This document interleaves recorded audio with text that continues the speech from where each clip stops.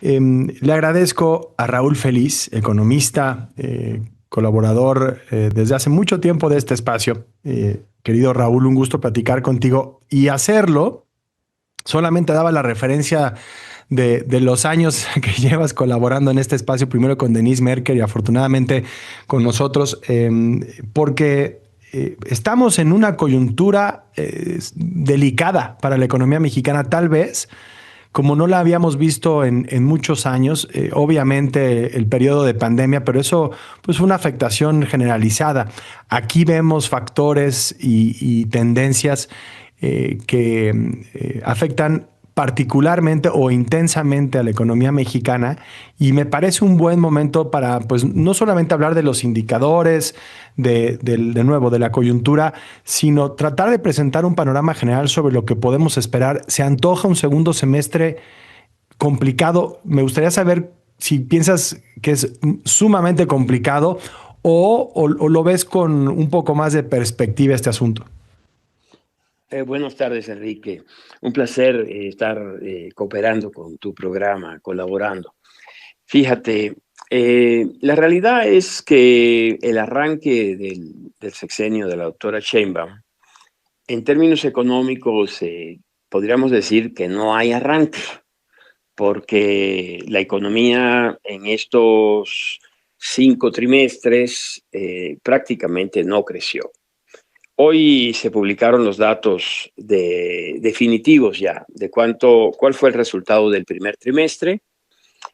Comparado con lo preliminar, hay una mejoría, pero marginal. La economía creció 0,4%.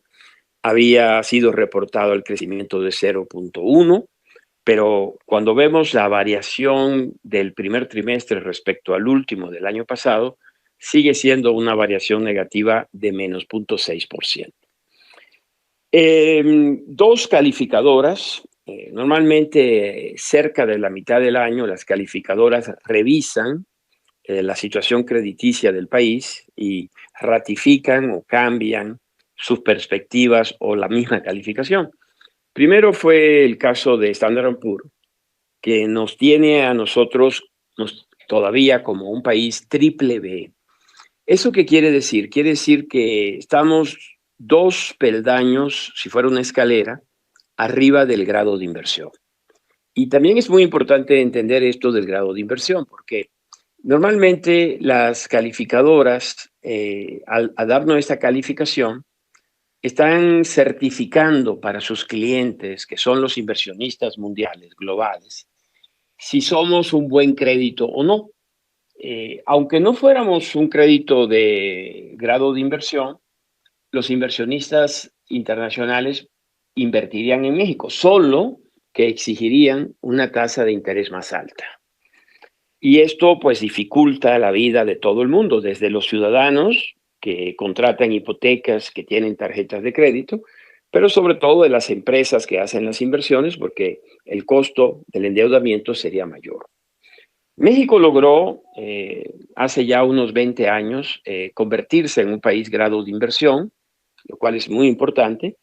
Y lo que ha sucedido es que ese grado de inversión que logramos ha venido perdiendo importancia. Es decir, eh, esa Standard Poor's nos mantiene todavía 2 peldaños arriba, pero nos puso en perspectiva negativa, lo que quiere decir que es casi seguro que nos va a reducir nos va a bajar en la calidad de grado de inversión. Y Moody's hace unos días, que ya nos había puesto en perspectiva negativa el año pasado, ya nos redujo la calificación. Las tres grandes calificadoras, Moody's, Standard Poor's y Fitch, todavía consideran a México un grado de inversión, lo cual es una ventaja respecto a Brasil, por ejemplo. Pero estamos ahora en el mínimo necesario, y si no mejoramos, entonces tenemos el riesgo de comenzar a perder eso que tanto costó, que es el grado de inversión. Sí. ¿Y cuál es la razón, Enrique, de por qué está sucediendo esto? Bueno, hay una gran contradicción en la política económica de México. Es la siguiente. El gobierno actual, la 4T, yo creo que llegó en gran parte al poder porque los ciudadanos se decepcionaron del bajísimo crecimiento que se experimentó en el periodo neoliberal. En aquel entonces solo se llegó a crecer en promedio 1.75%. Y también de los malos resultados de la distribución del ingreso. Tenemos ahora un enfoque diferente que ha mejorado en el margen la distribución del ingreso, pero desafortunadamente ha generado un crecimiento aún menor del que teníamos anteriormente. Sí, hay incluso una reducción de la pobreza, un ajuste en el salario mínimo, una reducción de la brecha de desigualdad en un país profundamente desigual. Eso es Es una... correcto, y creo que eso es lo que le ha dado legitimidad y apoyo político, por el cual repiten en el gobierno, porque la población se lo reconoce. Pero a la larga, Enrique, esas mejoras en la distribución del ingreso y en los programas sociales no van a ser sostenibles si la economía no crece. Y eso es lo que están señalando las calificadoras, que sin crecimiento no es posible estabilizar las finanzas públicas y poco a poco vamos a ir de déficits cada vez mayores, mayor emisión de deuda, hasta que perdamos el grado de inversión y regresemos pues a una situación, esperemos que no, como la que tuvimos en los años 80, ¿no? Sí. Que Entonces, además esa es tendría la pues un diferencia. efecto contrario al progreso que se ha logrado en estos años. Volvería a No, no, ensanchar la brecha de vamos para atrás. desigualdad, generar pobreza, Exacto. ¿no? Sí, o sea, lo que querría decir que las mejoras que hemos visto no serían sostenibles, serían una especie de espejismo que luego volvemos a ese destino, ¿no? Entonces, lo que sucede es que si no hay crecimiento, por más buena intención que tenga la Secretaría de Hacienda, por más que se esfuercen, la base fiscal, que es de donde sacas el dinero que pagamos los mexicanos como impuestos, no crece. Pero los programas sociales que ya se legislaron y son parte de la Constitución, cada año requieren fondeo. Entonces es una aritmética fatal, es decir, que crece la necesidad de dinero para pagar pensiones contributivas y no contributivas, programas sociales, gastos de salud, pensiones, y en la medida que la economía no crezca de forma significativa, entonces te vas quedando corto en los ingresos y no va a haber forma de una mayor vigilancia, una mayor supervisión que de forma sostenida mejore las finanzas públicas. Entonces, ese es el fondo de lo que ha pasado con las decisiones de las calificadoras anunciadas recientemente. Sí, o sea, y en ese sentido crece el déficit, es decir, crece tu necesidad de endeudamiento para financiar el gasto de los programas sociales, Sí, mientras tu capacidad de acceder a ese endeudamiento, tu calificación sí, crediticia, los sí. recursos que generas, ¿no? El crecimiento de tus ingresos, pues está absolutamente limitado.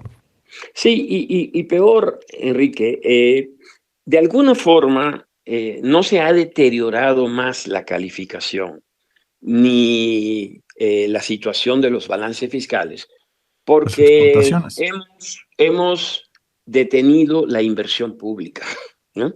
Claro. Entonces, ¿qué significa? Que si tuviéramos invirtiendo lo que deberíamos estar invirtiendo, el déficit sería 2 o 3 puntos más del PIB más grande de lo que se reporta. Pero no tiene sentido mantener un equilibrio fiscal, entre comillas, dejando de invertir, porque entonces eso es lo que no permite el crecimiento económico. Es una trampa, claramente, ¿no? Pues sí, Que, pues es ese y bueno, panorama delicado al que me refería al inicio de nuestra conversación. Como bien dices, para reactivar la actividad económica, pues se requiere de inversión y esa inversión no está encontrando espacio. Hoy se anuncian inversiones por parte de la Unión Europea en esta modernización del acuerdo global importante con un socio comercial como la Unión Europea, que es el tercer socio comercial, pero pues también al mismo tiempo México tiene un déficit, entiendo, de hasta 40,000 millones de dólares, ¿no? En esa relación comercial. bueno, sí, pero no debemos enfocarnos mucho en eso, porque tenemos un superávit con Estados Unidos. O sea, realmente esa idea de Trump de que hay que tener pues, balanzas comerciales equilibradas es una idea realmente absurda. Nosotros tenemos, por nuestra propia orientación, un gran superávit en el comercio con Estados Unidos y tenemos déficit con Asia y con Europa. Eso no refleja algo que esté mal. Eso es parte de la naturaleza del negocio. Ahora, Okay. el problema, fíjate, podemos captar más inversión extranjera, eso es cierto, pero hemos captado razonablemente bien. El problema no ha estado tanto en la inversión extranjera como en la inversión de los propios mexicanos, ¿no? Esa es la que está deprimida, tanto la del gobierno, que debería estar invirtiendo, por ejemplo, 5 puntos del Producto Interno Bruto y invierte 2 puntos, pero también las del sector privado. Entonces, curiosamente, no es de que los inversionistas extranjeros no quieran invertir o no inviertan en México, están invirtiendo como han invertido siempre, ahí no ha habido ningún deterioro. Podría ser mejor, desde luego, pero donde ha habido un deterioro es en el espíritu. Maynard Keynes decía, el espíritu animal de invertir, ¿no? La gente no se siente con suficiente confianza para aventarse al riesgo de inversiones que son a 20, 30 años. Y eso yo creo que es la falla en el sistema de incentivos que el gobierno no ha podido poner en marcha sobre la economía. Sí, sí, entendido. Entonces es la capacidad de inversión interna, la del propio gobierno y también la de la clase empresarial, pues que no encuentra las condiciones o la certeza o las reglas para poder invertir ese dinero en México. Pues la verdad es que, Raúl, queríamos tener esta conversación contigo, darle el tiempo y la profundidad que demanda. Es importante, sobre todo en el tema de los ciclos económicos, pues empezar a revisar lo que la información y los datos ofrecen para no vernos sorprendidos de pronto por una realidad económica que se venía anunciando y que se venía manifestando tiempo atrás. Como dices, esperemos pues que el golpe no sea tan intenso como se presume podría ser, pero las variables, los indicadores, pues muestran que se viene un semestre complicado después de lo que podría ser una pausa en el verano y en el mundial. Mira, la verdad creo que estás más pesimista que yo, ¿no? Yo creo que la Sí economía estoy. va a mejorar un poquito en lo que resta del año, pero lo que sucede es que aún con esa perspectiva de que mejore, seguimos en una situación muy mediocre y esperando que se pongan peor las cosas. Eso es lo que no es aceptable, ¿no? Es decir, está claramente diagnosticado cuál es el problema. Eh, ¿Podría venir una mejora respecto a lo que hemos visto en este primer trimestre? Sí, pero quizás un crecimiento de 1 al 1.5. Y eso francamente no es aceptable después de un año sin crecimiento en la economía. Perfecto. Raúl Feliz, economista, muchas gracias por arrojar un poco más de luz sobre este tema. Que tengas buen Buenas fin de tardes. semana.